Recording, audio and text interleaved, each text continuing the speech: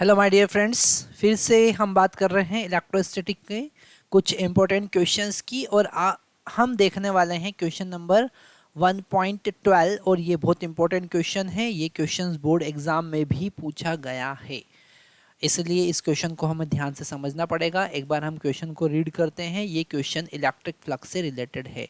Topic का नाम क्या है? Electric flux. ओके, तो यहाँ पर टॉपिक है हमारा electric flux. Okay, electric flux. और इलेक्ट्रिक फ्लक्स हमको पता है phi is equal to E vector dot A vector होता है।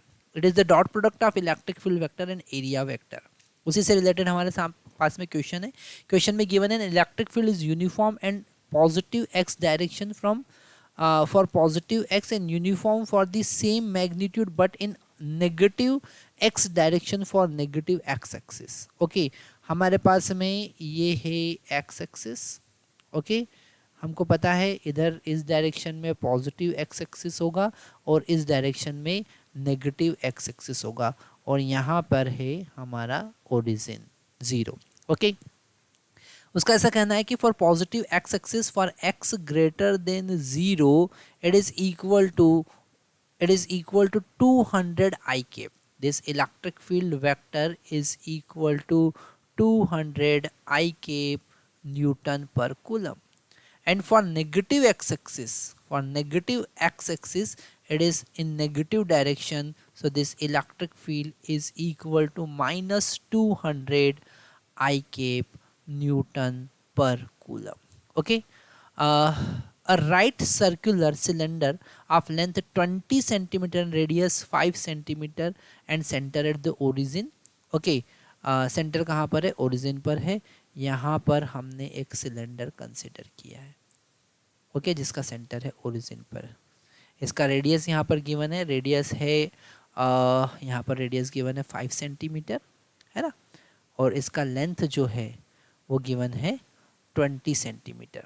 Okay, 20 centimetre. वैसे लेंथ का इतना रिक्वायरमेंट नहीं है, क्योंकि जब हम पॉजिटिव एक्स डायरेक्शन में फ्लक्स की बात करेंगे, है ना, तो हमको यहाँ पर इलेक्ट्रिक फील्ड पॉजिटिव वाला लेना पड़ेगा। और जब नेगेटिव एक्स डायरेक्शन की बात करेंगे तो इलेक्ट्रिक फील्ड नेगेटिव डायरेक्शन का हमको लेना पड़ेगा।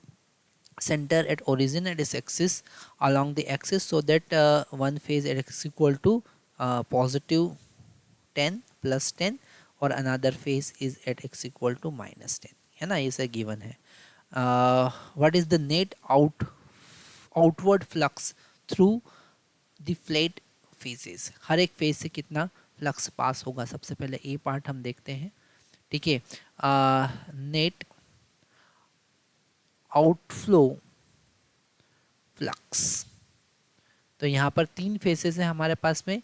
अगर हम राइट फेस की बात करें, flux passing through right face, तो electric field E into area of cross section, और ये पॉजिटिव होगा क्योंकि एरिया का डायरेक्शन और इलेक्ट्रिक फील्ड का डायरेक्शन एक ही है।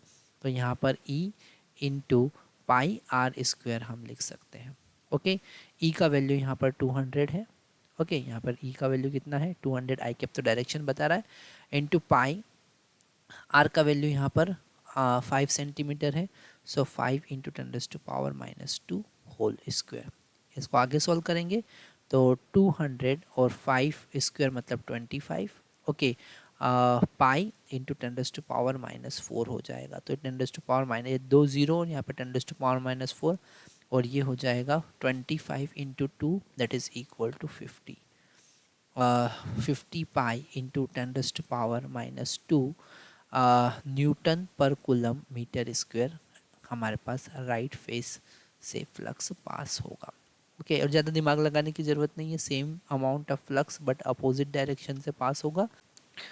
अगर हम लेफ्ट फेस की बात करें, ओके, अगर हम लेफ्ट फेस की बात करें, है ना, तो यहाँ पर वैल्यू हमारे पास में सेम होगी। 50 pi into 10⁻⁻2 newton per coulomb into metre square. क्यों? क्योंकि उधर भी वही केस है जो इस साइड केस है। यहाँ पर एरिया का डायरेक्शन भी रिवर्स हो गया और इलेक्ट्रिक फील्ड का डायरेक्शन भी रिवर्स हो गया। तो यहाँ पर सबसे इम्पोर्टेंट कॉन्सेप्ट वो क्वेश्चन में हमको इसी तरीके से उलझाने की कोशिश कर रहा है कि उसने इलेक्ट्रिक फील्ड की डायरेक्शन चेंज की है तो एरिया की डायरेक्शन भी चेंज हो जाएगी, तो फ्लक्स पॉजिटिव ही होगा।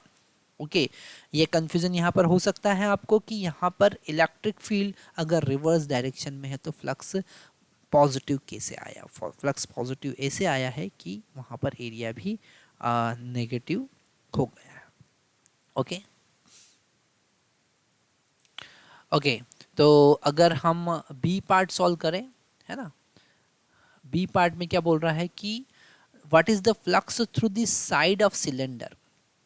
तो flux passing through the side of cylinder मतलब ये जो कर्व्ड सरफेस है इससे कितना फ्लक्स पास होगा। तो यहाँ पर उसका डायरेक्शन जो है which is perpendicular, always perpendicular. यहाँ पर एरिया वेक्टर जो है, एरिया वेक्टर जो है वो परपेंडिकुलर है इलेक्ट्रिक फील्ड के। ओके, तो यहाँ पर हम अगर ई ए कॉस 90 डिग्री लिखें तो कोई दिक्कत वाली बात नहीं होगी, फ्लक्स ज़ीरो पास होगा। ठीक है, सी पार्ट सॉल्व करते हैं। सी पार्ट में उसने पूछा है कि टोटल फ्लक्स कितना पास होगा, नेट आउटफ्लो फ्लक्स। तो अगर हम नेट फ्लक्स की बात करेंगे तो सारे फ्लक्स को ऐड करना है, मतलब जो भी है उसका 2 टाइम्स ये जो होगा, तो हम लिखेंगे 2 into 50 pi into 10⁻⁻², that is 100 pi into 10⁻⁻²। ये कैंसिल हो जाएगा, अल्टीमेट मिलेगा पाई Newton per coulomb metre square. Okay, तो हमारा सी पार्ट भी सॉल्व हुआ। What is the net charge. तो अब हम डी पार्ट की बात करते हैं, तो डी पार्ट हम यहाँ लिख लेते हैं। हमको गॉस लॉ के अकॉर्डिंग पता है कि total outflow flux is equal to q divided by epsilon naught होगा। तो क्यू यहाँ पर एप्सिलॉन नॉट टाइम्स फाई होगा और फाई का वैल्यू पाई है, तो epsilon not pi. Okay, coulomb, that is the flux, oh sorry, that is the charge. Thank you very much.